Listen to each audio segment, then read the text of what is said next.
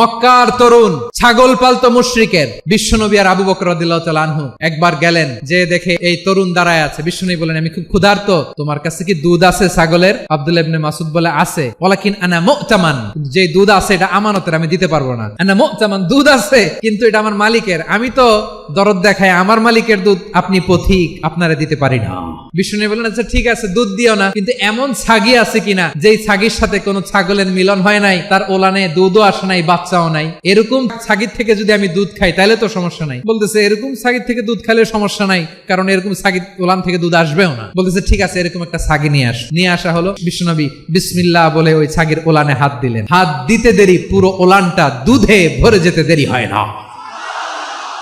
বিশ্বনবী আর আবু বকর রাদিয়াল্লাহু তাআলা আনহু দহন করে পেট ভরে খেলেন। এই দৃশ্য আব্দুল্লাহ ইবনে মাসউদের হৃদয়ে দাগ কাটলো। এই মুজিজা দেখে তিনি বললেন, আশহাদু আল্লা ইলাহা ইল্লাল্লাহ ওয়া আশহাদু আন্না মুহাম্মাদুর রাসূলুল্লাহ।